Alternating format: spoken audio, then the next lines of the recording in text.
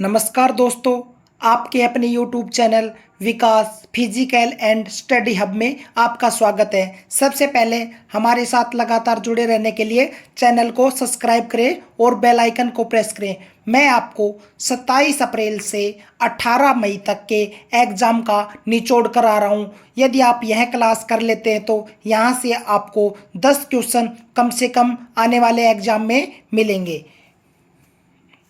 नगर पालिका से संबंधित भाग 9A अनुच्छेद 243 के महत्वपूर्ण उपबंध यहाँ से क्वेश्चन आ चुका। अनुच्छेद 243P जिसमें नगर पालिका की परिभाषा है। क्यू में 243 क्यू में नगर पालिकाओं का गठन है। R 243R नगर पालिकाओं की संरचना है। S वार्ड समिति आदि का गठन और संरचना है। नेक्स्ट स्लाइड की तरफ चलते हैं। यहां से भी क्वेश्चन पूछा गया है। अनुच्छेद 352 राष्ट्रीय आपातकाल जो संपूर्ण भारत या उसके किसी भाग की सुरक्षा को खतरा होने पर लगाया जाता है। अनुच्छेद 356 राष्ट्रपति शासन राज्यों में संवैधानिक तंत्र विफल होने पर। अनुच्छेद 366 वित्तीय आपातकाल भारत की वित्तीय स्थिरता को खतरा होने पर लगता है। भारत में अब तक एक बार भी नहीं लगा है। यह पूछा गया है एसएससी में, अभी एसएससी जीडी में पूछा गया है। अनुच्छेद 370 जम्मू और कश्मीर से संबंधित विशेष प्रावधान है जो निरस्त हो चुका है। अनुच्छेद 123 राष्ट्रपति को अध्यादेश जारी करने का अधिकार देता है। अनुच्छेद 226 उच्च न्यायालय को रिट जारी करने का अधिकार देता है। रिट कितने प्रकार की होती है? 5 प्रकार की होती है। कमेंट करके बताएं कौन कौन सी होती है। चलो मैं ही बताता हूं। नंबर 1 बंदी प्रत्यक्षीकरण, 2 परमादेश, 3 निषेध, 4 अधिकार परीक्षा और 5 उत्प्रेक्षण। कमेंट करके बताएं अनुच्छेद 44 किससे संबंधित है। नेक्स्ट स्लाइड की तरफ चलते हैं। अब राज्यपाल से संबंधित हर शिफ्ट में पूछा जाता है। यह याद रखने की ट्रिक बता रहा हूँ। 153 से लेके 153, 154, 155, 156, 157, 158, 159 तक है भाई, याद रखना है, ठीक है। अनुच्छेद यानी राकानी का योसस अनुच्छेद 153 राज्यों के लिए एक राज्यपाल का पद होगा। अनुच्छेद 154 राज्य की कार्यपालिका शक्ति राज्यपाल में नियत होती है, यानी राज्यपाल कार्यपालिका का प्रधान होता है। अनुच्छेद 155 राज्यपाल की नियुक्ति किसके द्वारा की जाती है? राष्ट्रपति के द्वारा की जाती है, अभी पूछा गया हाल ही में। अनुच्छेद 156 राज्यपाल का कार्यकाल कोई निश्चित कार्यकाल नहीं होता, राष्ट्रपति के प्रयास पद पर बने रहते हैं। यह आर्टिकल भी अभी पूछा गया है। अनुच्छेद 157 राज्यपाल पद के लिए योग्यता। अनुच्छेद 158 राज्यपाल के कार्यालय पद के लिए शर्त। अनुच्छेद 159 राज्यपाल द्वारा शपथ या प्रतिज्ञान। ये भाई याद रखना, बहुत ही हर पारी में पूछा गया है राज्यपाल से संबंधित क्वेश्चन। नेक्स्ट 42वां संविधान संशोधन 1976 इसे लघु संविधान कहा जाता है। यह सवर्ण सिंह समिति की अनुशंसा पर किया गया था। इसके द्वारा संविधान में मौलिक कर्तव्यों को जोड़ा गया था। इसके अलावा लोकसभा व विधानसभा का कार्यकाल 5 वर्ष से बढ़ाकर 6 साल किया गया था। 44वां संविधान संशोधन कब हुआ? 1978 में। संपत्ति के अधिकार को मौलिक अधिकारों की सूची से हटाकर कानूनी अधिकार बनाया गया। लोकसभा का कार्यकाल पुनः 5 वर्ष किया गया। 61वां संविधान संशोधन 1989 लोकसभा तथा राज्य विधानसभाओं के चुनाव में मतदान की आयु 21 वर्ष से घटाकर कितनी कर दी गई थी? 18 वर्ष कर दी गई थी। 73वां संविधान संशोधन 1992 इसके द्वारा पंचायती राज संस्थाओं को संवैधानिक दर्जा दिया गया। और संविधान में कौन सी अनुसूची जोड़ी गई थी? 11वीं अनुसूची जोड़ी गई थी। आर्टिकल 50 बताएं वे। आर्टिकल 50 क्या है? कार्यपालिका को न्यायपालिका से अलग करता है। कार्यपालिका को न्यायपालिका से अलग करता है। नेक्स्ट स्लाइड की तरफ चलते हैं। यह भी क्वेश्चन आ चुका है यहाँ से। केशवानंद भारती केस 1973 में। इसमें अब तक की सबसे बड़ी 13 जजों की संवैधानिक पीठ थी। इसमें सर्वोच्च न्यायालय ने संविधान के मूल ढांचे का सिद्धांत दिया। संसद मूल ढांचे को प्रभावित किए बिना संशोधन कर सकती है। गोलकनाथ केस, इसमें 11 जजों की पीठ बैठी थी, मूल अधिकारों में संशोधन नहीं कर सकती, बाद में बदला गया। किरनवा मिल्स केस 1980 में, इसमें सर्वोच्च न्यायालय ने पुनः स्पष्ट किया कि संसद की संशोधन शक्ति सीमित है और मूल ढांचे को समाप्त नहीं कर सकती। अब यहाँ से भी क्वेश्चन पूछा गया भाई, प्रमुख गवर्नर जनरल और वायसराय उनके कार्य। वारेन हेस्टिंग्स, इनके समय पिट्स इंडिया एक्ट आया, राजस्व मूल के लिए कलेक्टर का पद सृजित किया गया और मदरसा अधिनियम बना। इन पर ब्रिटिश संसद में महायोग भी चलाया गया था। मोस्ट इंपोर्टेंट है लॉर्ड डलहौजी, इनके आधुनिक भारत का निर्माता कहा जाता है।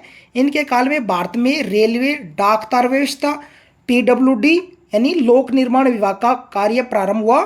शिक्षा के क्षेत्र में 1854 में वुड्स डिस्पेच लागू हुआ। Most important Robert Clive, Bengal में द्वैध शासन की शुरुआत की। इन्होंने बंगाल का प्रथम गवर्नर बनाया गया था।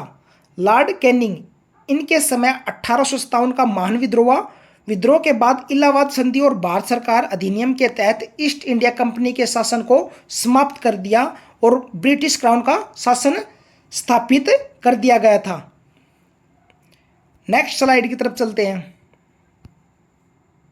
स्वामी विवेकानंद के गुरु कौन थे? रामकृष्ण परमहंस। 1699 खालसा पंथ की स्थापना किसने की? सिख धर्म के 10वें गुरु गुरु गोविंद सिंह ने 1699 में वैसाखी के दिन खालसा पंथ की स्थापना की। उन्होंने दीक्षा देकर पंच प्यारे तैयार किए और सिख समाज को एक नया सैन्य एवं धार्मिक स्वरूप दिया। मोस्ट ये पूछा गया था बीएसएससी में, जीडी में पूछा गया भैया ये। संगम युग और राजवंश एवं राजधानियां। तमिल देश के संगम युग में मुख्य रूप से 3 राजवंश थे, चेर, चोल और पांडे। पल्लव राजवंश संगम युग का हिस्सा नहीं था बल्कि उत्तरकालीन था। मोस्ट इंपोर्टेंट है ये 3 दे दिए जाएंगे और चौथा अलग दिया जाएगा और पूछ दिया जाएगा कि पल्लव इनमें से कौन सा राजवंश तमिल संगम का नहीं था। चेर राजवंश की राजधानी वंची या क्रूर, चोल राजवंश की राजधानी उरई, तंजावर या तंजौर, पांडे की राजधानी मदुरै, पल्लव की राजधानी कांचीपुरम संगमकालीन नहीं था। याद रखना मोस्ट, यहाँ से भी क्वेश्चन आ चुका। प्रथम भारतीय अर्थव्यवस्था में पंचवर्षीय योजना। अर्थशास्त्र के पिता एडम स्मिथ को माना जाता है। उनकी पुस्तक का नाम द वेल्थ ऑफ नेशन है जो 1776 एडी में प्रकाशित हुई थी। इकोनॉमिक शब्द की उत्पत्ति मूल रूप से यूनानी भारत के भाषा के शब्द से हुआ है। आर्थिक क्रियाएं वे क्रियाएं जो धन या आय से संबंधित होती है। गैर आर्थिक क्रियाएं धन से संबंधित नहीं होती है। यहाँ से भी पूछा जा रहा अर्थव्यवस्था क्षेत्र में इकोनॉमिक्स में प्राथमिक क्षेत्र कौन कौन से हैं जो प्रकृति आधारित है, जैसे कृषि, बागवानी, मधुमक्खी पालन, शेरी, रेशम कीट, पशुपालन, मुर्गी पालन। द्वितीय क्षेत्र क्या होता है? जो औद्योगिक क्षेत्र से जैसे निर्माण, बुनियादी ढांचा, विद्युत ऊर्जा, जलापूर्ति। और तृतीय क्षेत्र क्या है? जो सेवाएं क्षेत्र जैसे परिवहन, टेलीकॉम, बैंकिंग, बीमा, शिक्षा, अस्पताल, स्वास्थ्य। ये इनका एग्जाम्पल दे दिए जाएंगे और आपको पूछा जाएगा कौन सा प्राथमिक क्षेत्र, कौन सा द्वितीय है और कौन सा तृतीय है। नेक्स्ट स्लाइड की तरफ चलते हैं। पंचवर्षीय योजनाएं एवं उनके मॉडल।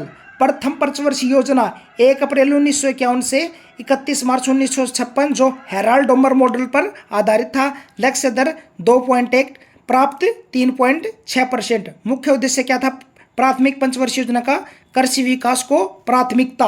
द्वितीय पंचवर्षीय योजना महान नोवेलिस मॉडल पर आधारित थी। भारी उद्योग एवं तीव्र औद्योगिकरण। लक्ष्य था 4.5 और प्राप्त हुआ 4.2। तृतीय पंचवर्षीय योजना चक्रवर्ती मॉडल पर आधारित थी। सबसे कम कृषि विकास दर 2.1 रही। यह योजना असफल मानी गई क्योंकि चीन व पाक युद्धों के कारण। चतुर्थ पंचवर्षीय योजना अशोक रुद्र मॉडल या गॉडगिल मॉडल स्थिरता के साथ विकास और आत्मनिर्भरता पर जोर। 5वीं पंचवर्षीय योजना डीपी धर मॉडल। नारा था गरीबी हटाओ। यह योजना समय में 1 वर्ष पूरे हुई समाप्त कर दी। क्वेश्चन पूछा था गरीबी हटाओ का नारा कौन सी पंचवर्षीय योजना के अंतर्गत दिया गया था? छठी पंचवर्षीय योजना, छठी पंचवर्षीय लक्कड़वाला मॉडल रोजगार सृजन और गरीबी निवारण पर केंद्रित था। हिमालय पर्वत श्रृंखला का वर्गीकरण। काराकोरम श्रेणी, इसे एशिया की रीढ़ कहा जाता है। भारत की सबसे ऊंची चोटी K2 इसी श्रेणी में स्थित है। इसकी ऊंचाई 8,611 मीटर है। लघु हिमालय, इसमें पीर पंजाल व बनियाल दर्रे प्रमुख है। लद्दाख श्रेणी व जास्कर श्रेणी इसी क्षेत्र के अंतर्गत सीमित पाती है। कश्मीर घाटी में यह स्थित है। हिमाद्री या वृद्ध या मुख्य या महान हिमालय पूछा जाता है भाई, यह आंतरिक हिमालय का भाग है। विश्व की सबसे ऊंची चोटी माउंट एवरेस्ट इसी हिमालय श्रृंखला में नेपाल में स्थित है। शिवालिक हिमालय, इसे बाह्य या निम्न उप हिमालय भी कहा जाता है, जो मुख्य रूप से सतत श्रृंखला नहीं है बल्कि बिखरी पहाड़ियों के रूप में है।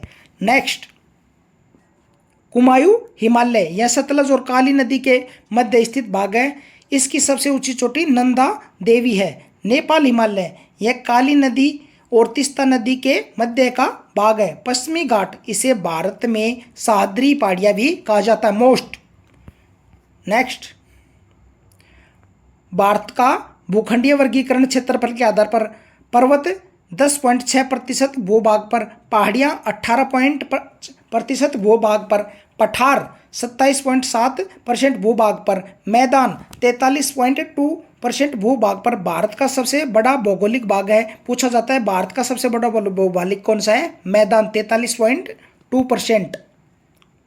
मालाबार तट केरल में स्थित है। कोंकण तट महाराष्ट्र एवं गोवा में है। कोरोमंडल तट तमिलनाडु में है। उत्तरी सरकार तट आंध्र प्रदेश और ओडिशा का तटीय भाग है। नेक्स्ट स्लाइड की तरफ चलते हैं। भारत की पारंपरिक लोक कलाएं एवं नृत्य। आंध्र प्रदेश कलमकारी और मुंगलू। बिहार की मधुबनी मिथिला पेंटिंग है, अभी पूछा गया हाल ही में। झारखंड का जटोपाध्याय, कर्नाटक का रंगवाली और कसूती, हिमाचल प्रदेश का पहाड़ी गुलेर और कांगड़ा शैली है। पश्चिम बंगाल का काली घाट पेंटिंग और अल्पना है, एसएससी में अभी पूछा गया जीडी में। उत्तर प्रदेश की चिकनकारी और चौक पूर्णा या सोन रखना। मध्य प्रदेश की है सुरती, नोरता, मोरते और तिलंगा। महाराष्ट्र की वर्ली, जो अभी पूछी गई है। ओडिशा की पटचित्र और सोरा है। गुजरात की पिथौरा और अथिया है। राजस्थान की फड़, मंडना और लघु चित्रकला। तमिलनाडु की कोल्लम तंजोर पेंटिंग है। पंजाब की फुलकारी प्रसिद्ध कढ़ाई है। तेलंगाना की चेरियल और निर्मल है। केरल की कलमाजट्टू काले में जत्थू है। नेक्स्ट स्लाइड की तरफ चलते हैं। उत्तराखंड की एपन पारंपरिक कुमाऊनी लोकप्रिय है, मोस्ट है भाई। नेक्स्ट स्लाइड की तरफ चलते हैं। ये लोक नृत्य आ गए भाई। लोक नृत्य छत्तीसगढ़ के कर्मा, पाली, टप्पाली, पंडवानी महाभारत की कथाओं पर आधारित नृत्य नाट्य है, जिसने तीजन भाई प्रसिद्ध कलाकार है। राउत नाच, सुआ नाच, मोस्ट इंपोर्टेंट है ये लोक नृत्य, यहाँ से क्वेश्चन पूछा जा रहा है हर शिफ्ट में। गुजरात की डांडिया लोक नृत्य, गरबा, टिप्पणी, जुरियून, पनिहारी, भवई, रासलीला, ये मोस्ट है भाई। ये दोनों मोस्ट है इसमें, और इसमें एक ये मोस्ट है, और इसमें ये मोस्ट है, पूछा गया अभी हाल ही में, और ये दोनों मोस्ट है। गोवा की देखनी, ढाल, दगावत, कुनबी, सिग्मो और जागोर मध्य रात्रि में पेरुम नृत्य शादियों में किया जाता है। एक तो ये दोनों मोस्ट है भाई गोवा में, ये याद रखनी है आपको। त्रिपुरा में गैरिया, लेबांग, ममिता, होजगिरी और बिज्जू, होजगिरी को याद रखना है। महाराष्ट्र की लावणी, डिंडी, तमाशा, नक्टा, कोल्ली और गफ्फा, तमाशा को याद रखना है। मणिपुर की जागोई, थांगटा, डोल चोलम और पुंग चोलम, ये चारों मोस्ट याद रखनी है। मिजोरम की चेराव नृत्य, जिसे बांस नृत्य भी कहा जाता है। खुल्लम चैलम और जंगटालम, चेराव नृत्य और बांस नृत्य याद रखना है। नेक्स्ट ओडिशा, ओडिशा के लोक नृत्य हैं पाला, दलखाई, छाऊ नाच, बागा नाच, गोटीपुआ, मेहरी, कर्मा नृत्य। तो आपको एक तो दलखाई याद रखना है, एक गोटी पुआ याद रखना है। तमिलनाडु भरतनाट्यम शास्त्रीय नृत्य जो कि मंदिरों को समर्पित है। भरतनाट्यम किसको समर्पित है? मंदिरों को समर्पित है। देवदासी परंपरा से संबंधित है। करगम और कावड़ी। केरल का कथकली, मोहिनीअट्टम, थय्यम और ओट्टम थुल्लम। आंध्र प्रदेश का कुचिपुड़ी, बापकलम, धिमसा, कोल्लाट्टम और प्रमुख त्योहार है फ्लेमिंगो और दुर्गम्मा। कुचिपुड़ी ये याद रखने हैं तीनों, फ्लेमिंगो। पंजाब का गीता नृत्य जो मुख्य रूप से महिलाओं के द्वारा किया जाता है, एसएससी में पूछा गया, जीडी में भी। राजस्थान का गैर नृत्य ये भी जीडी में पूछा गया अभी। छठ पूजा मुख्य रूप से बिहार, झारखंड और उत्तर प्रदेश में मनाया जाने वाला महापर्व है जो सूर्य देव और छठ मैया की पूजा की जाती है। यह भी एसएससी जीडी में पूछा गया था अभी भी कि छठ पूजा में किसकी पूजा की जाती है। लियोन मेसी फुटबॉल खेल से संबंधित अत्यंत प्रसिद्ध खिलाड़ी जो अर्जेंटीना का है। प्रथम आईपीएल वर्ष 2008, आईपीएल का पहला सीजन वर्ष 2008 में आयोजित हुआ। इसका फाइनल मुकाबला राजस्थान और चेन्नई सुपर किंग्स के बीच खेला गया जिसमें राजस्थान रॉयल्स विजेता बनी। उस समय राजस्थान रॉयल के कैप्टन कौन थे? शेन वारन थे। वर्ष 1980 हॉकी, 1980 मॉस्को ओलंपिक में स्वर्ण पदक विजेता भारतीय हॉकी टीम के कप्तान वासुदेव भास्करन थे। एसएससी में पूछा गया अभी। नेक्स्ट स्लाइड की तरफ चलते हैं। विद्युत संयंत्र, उत्तर प्रदेश में ननौरा परमाणु संयंत्र, अनपरा, ओवरा, रिहन थर्मल पावर, ये पूछा गया अभी। मध्य प्रदेश में Vindhyachal super thermal power station जो सिंगरौली में है, सतपुड़ा, यह अभी पूछा गया है। और एक ये पूछा गया अभी। Chhattisgarh Sipat Korba thermal power, Korba most important है। गुजरात का काकरापार परमाणु संयंत्र, मुंद्रा, सिक्का, वनकवरी थर्मल पावर, चारों मोस्ट याद रखना अच्छे से।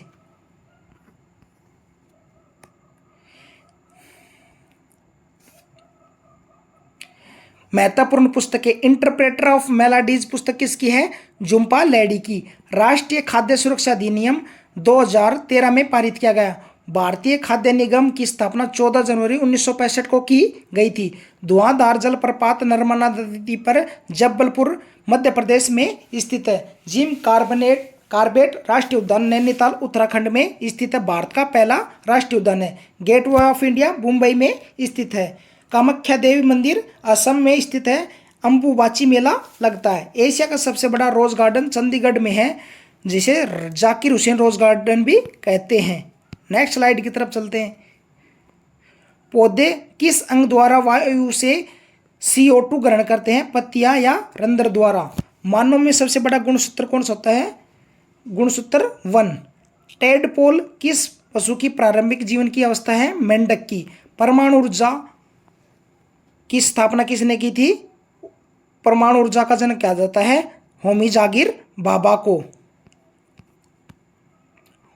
और ये भाई मैंने शब्द शुद्धि की क्लास करवा दी गई है, आप वहाँ जाके कर लेना क्योंकि वहाँ से क्वेश्चन पूछा ही पूछा जा रहा है भाई। अब मैं आपको कुछ इंपॉर्टेंट फैक्ट पूछता हूँ भाई। 8 डिग्री चैनल बताइए। 8 डिग्री चैनल। 9 डिग्री चैनल बताएं। और पाक स्ट्रेट किस किस के मध्य है? 8 डिग्री है मालदीप व मिनिकोय। 9 डिग्री है लक्षद्वीप और मिनिकोय। और पाक स्ट्रेट है भारत और श्रीलंका के मध्य है। और एक लूणी नदी पूछी जाती है। लूणी नदी राजस्थान के सबसे बड़ा नदी तंत्र है और यह अजमेर के दक्षिण पश्चिम में अरावली पहाड़ियों से निकलती है। एक ये पूछा जाता है तराई क्या होता है? तराई जहां नदियां धरातल पर पुनः प्रकट होती हैं तथा दलदली क्षेत्रों का निर्माण करती है। और बांगर या बांगर इन इसको स्थानीय भाषा में कंकड़ कहा जाता है। मर्दा के पुरानी जलोढ़ मर्दा से बना है जो नदियों के बाढ़ वाले मैदान के ऊपर स्थित है। एक खादर पूछा जाता है। खादर यह मैदान का वह निचला भाग है जहाँ नदियाँ प्रतिवर्ष बाढ़ का जल फैलाती हैं एवं नवीन जलोढ़ का निर्माण करती हैं। और मोस्ट भाई मैं आपको और बता रहा हूँ, एसएससी में पूछा, एक तो विलोम, मुहावरे, पर्यायवाच्य, एक वाक्यांश के लिए एक शब्द, हिस्ट्री से 4 से 5 क्वेश्चन आ रहे, करंट से 3 से 4, जनगणना से भी 1 क्वेश्चन, साइंस से 3 से 4 क्वेश्चन और पॉलिटी से 2 से 3 क्वेश्चन और रीजनिंग में पूछा जा रहा है कैलेंडर से, पासा से, ब्लड रिलेशन, फिंगर काउंटिंग पूछी जा रही है भाई। और एक स्पोर्ट्स को टॉपिक को अच्छे से करके जाना है आपको भाई, स्पोर्ट्स टॉपिक अच्छे से करके जाना है। और एक लेखक पुस्तकों से संबंधित है वो टॉपिक भी करा दिया है मैंने, वो भी करके जाना है आपको। यहाँ से